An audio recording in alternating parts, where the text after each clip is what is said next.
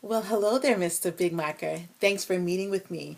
You asked me as your intern to do some research and to jump down the rabbit hole. So I jumped and I digged and I came across one of the assignments that you gave, which you asked me to look up the controversy dealing with Django, Tarantino's Django Unchanged. So let's go jump down this hole together. So there was a lot of controversy swirling around this one film. So, as a good intern, I did a little background research, review of the storyline of the movie. So, basically, it was a free slave who was played by Jamie Foxx, who was set out to rescue his wife, played by Olivia Pope, from a brutal Mississippi plantation owner. And then there was a German bounty hunter who helped Django, which was the slave, well, the free slave, Jamie Foxx.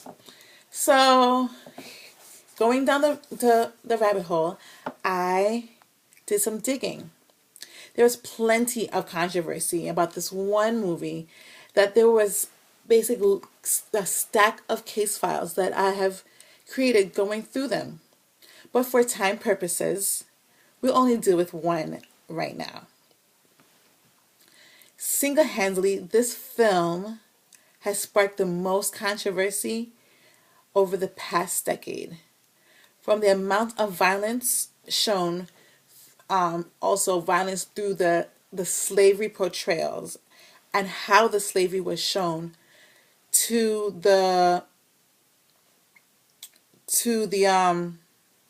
just the racial slurs and vulgarity that was in the movie.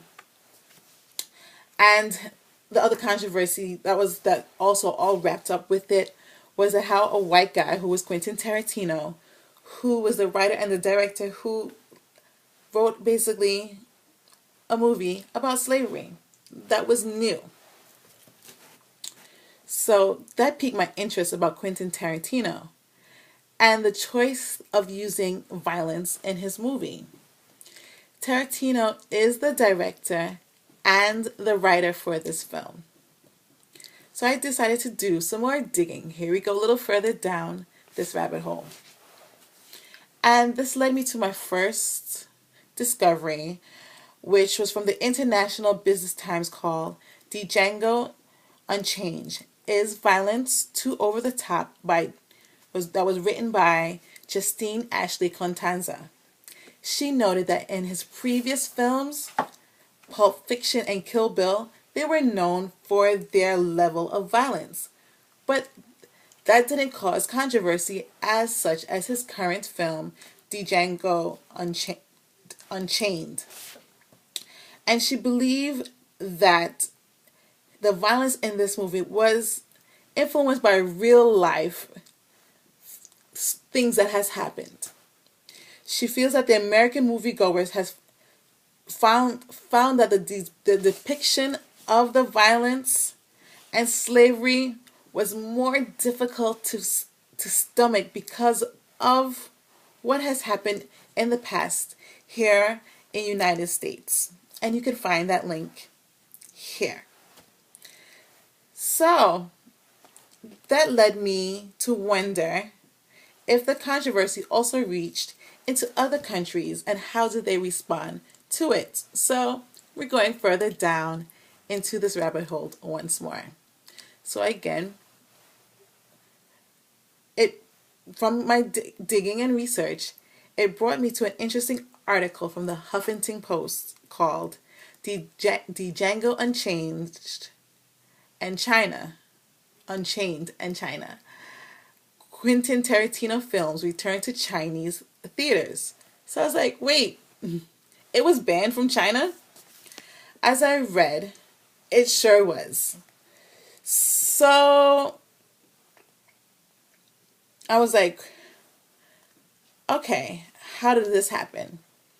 So reading this article, it told me that this violent slave revenge movie was pulled 1 month after the opening day for quote unquote technical reasons.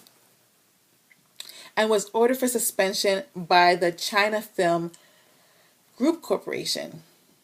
Basically, as stated in this article, Django Unchained has some violent scenes cut out and be cleared by China's rigorous censors, who generally remove violence, sex, and political edgy content and propaganda.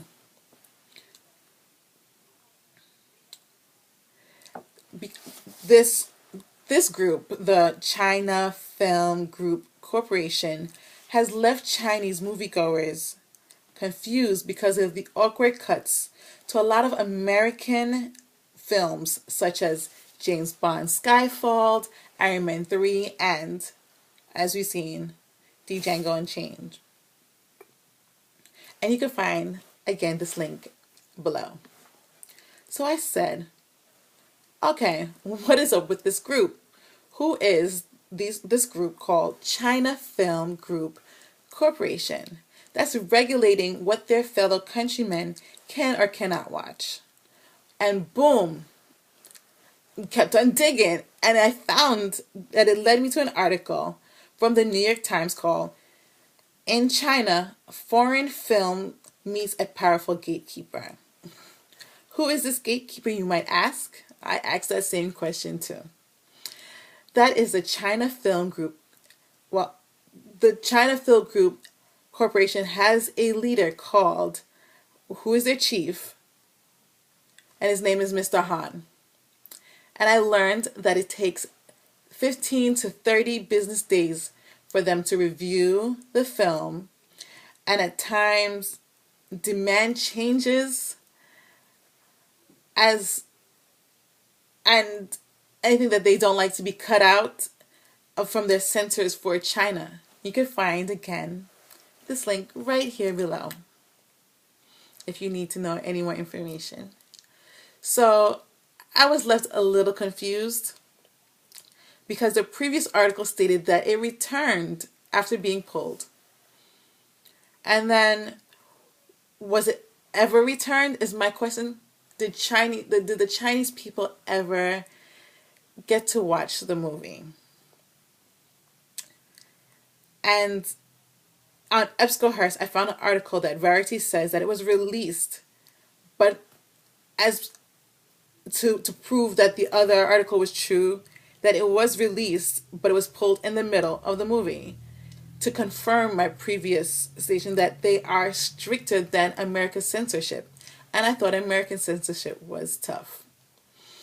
So I took some serious sleuthing, and which caused me to dig a little deeper in my rabbit hole. But on May 12th, Django Unchained was finally shown in Chinese cinemas. Finally.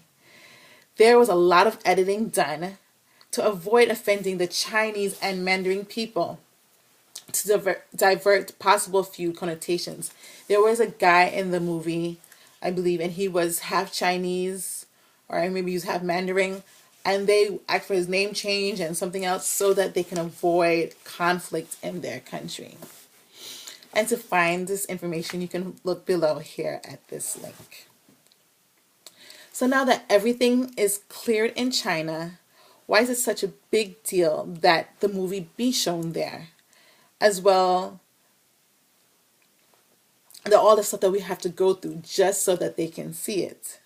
Well, I found out that reviewing all these articles, that China is the second biggest movie market in the world.